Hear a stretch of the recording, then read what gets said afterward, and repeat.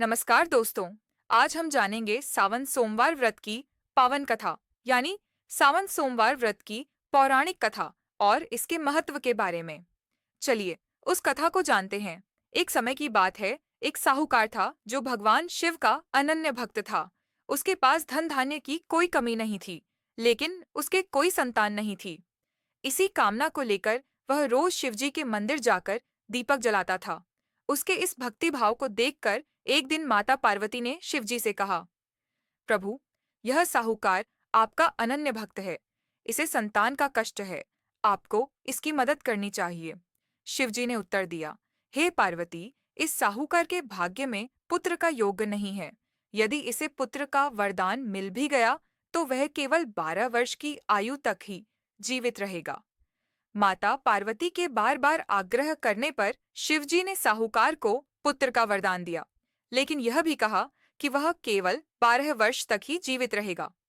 साहूकार ने इस बात को सुना, लेकिन न तो उसे खुशी हुई और न ही दुख। वह पहले की ही तरह भगवान शिव की पूजा करता रहा। कुछ समय बाद साहूकार की पत्नी गर्भवती हुई और उसे एक सुंदर बालक की प्राप्ति हुई। परिवार में खुशियां मनाई गईं, लेकिन साहूकार ने बालक की 12 वर्ष की आयु का जिक्र किसी से नहीं किया। जब बालक 11 वर्ष का हुआ तो एक दिन साहूकार की पत्नी ने उसके विवाह के लिए कहा। साहूकार ने उत्तर दिया कि वह अभी बालक को पढ़ने के लिए काशी भेजेगा। उसने बालक के मामा को बुलाया और कहा, इसे काशी पढ़ने के लिए ले जाओ और रास्ते में यज्ञ करते और ब्राह्मणों को भोजन कराते हुए आगे बढ़ना। दोनों मामा भांजे इसी तरह यज्ञ कराते और ब्राह्मणों को दान दक्षिणा देते काशी की ओर चल पड़े रहे। रात में एक नगर पद्दा, जहां नगर के राजा की कन्या का विवाह था। लेकिन जिस राजकुमार से उसका विवाह होने वाला था, वह एक आंख से काना था। राजकुमार के पिता ने अपने पुत्र के काना होने की बात को छुपाने के लिए एक चाल सोची। साहूकार के पुत्र को देखकर उसके मन में एक विचार आया। उसने सोचा, क्यों न इस लड़ेचके को दूल्हा बनाकर राजकुमारी से विवाह करा दूं। विवाह के बाद इसको धन देकर विदा कर दूंगा और राजकुमारी को अपने नगर ले जाऊंगा। लड़के को दूल्हे के वस्त्र पहनाकर राजकुमारी से विवाह कर दिया गया। लेकिन साहूकार का पुत्र ईमानदार था। उसे यह बात न्याय संगत नहीं लगी। उसने अवसर पाकर राजकुमारी की चुन्नी के पल्ले पर लिखा कि तुम्हारा विवाह तो मेरे साथ हुआ है, लेकिन जिस राजकुमार के संग तुम्हें भेजा जाएगा वह एक आंख से काना है। मैं तो काशी पढ़ने जा रहा हूँ। जब राजकुमारी ने चुन्नी पर लिखी बातें पढ़ीं, तो उसने अपने माता पिता को यह बात बताई। राजा ने अपनी पुत्री को विदा नहीं किया, जिससे बारात वापस चली गई। दूसरी ओर साहूकार का लड़का और उसका मामा काशी पहुंचे और वहां जाकर उन्होंने यज्ञ किया। जिस दिन लड़के की आयु 12 साल की हुई, उसी दिन यज्ञ रखा गया। लड़के ने अपने मामा से कहा कि मेरी तबीयत कुछ ठीक नहीं है।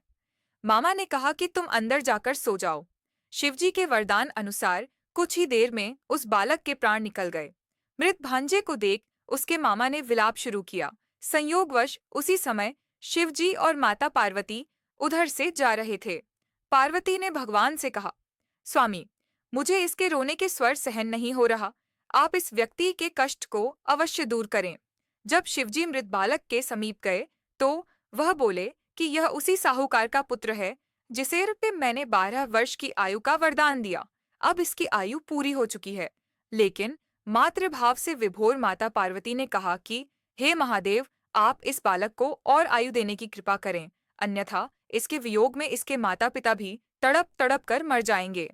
माता पार्वती के आग्रह पर भगवान शिव ने उस लड़के को जीवित होने का वरदान दिया। शिव जी की कृपा से वह लड़का जीवित हो गया। शिक्षा समाप्त करके लड़का मामा के साथ अपने नगर की ओर चल दिया। दोनों चलते हुए उसी नगर में पहुंचे जहां उसका विवाह हुआ था। उस नगर में भी उन्होंने यज्ञ का आयोजन किया।